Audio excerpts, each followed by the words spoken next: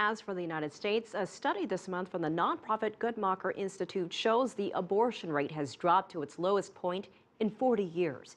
It links the decline to a combination of sex education and affordable birth control. Earlier, I talked to Adam Tenner, executive director of the organization Metro TeenAIDS. I often think of this, most of us adults know we're supposed to have 30 minutes of aerobic exercise 5 times a week. Some of us choose to, some of us choose not to. But we make an informed choice. And for many, many young people, not having good sex education means that they're relegated to making uninformed choices, which leads to teen pregnancy, HIV, and sexually transmitted diseases. Well, what would you say is an appropriate age for young people or children to start sex education? Because there are certain countries around the world, and right now in France, there are some conservative Muslim and Catholic groups that are taking their children out of those classes. How young is too young, and should parents even be allowed to take their kids out of those classes?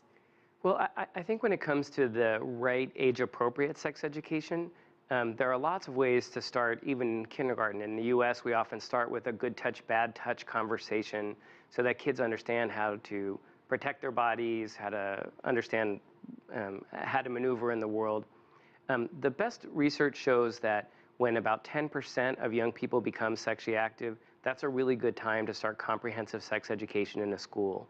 And also, when we talk to parents, parents are very, very supportive of the schools actually delivering the science part of sex education to students, but they really want to make sure that they're responsible for the ethical and moral conversations that go with sex.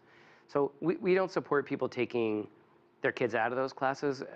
The research clearly shows that young people who get good sex education will make better health decisions for themselves, and so it's really crucial. You know, there's also the issue of sexually transmitted diseases, not just unwanted pregnancies. Washington, D.C. has the highest AIDS rate of any U.S. metropolitan city. It's almost 10 times the national average. What is being done to combat that? You know, your organization recently did a poll, and I'd like you to tell us more about that as well. Sure. I mean, I think in Washington, D.C., we've really tried to improve sex education and health education more broadly.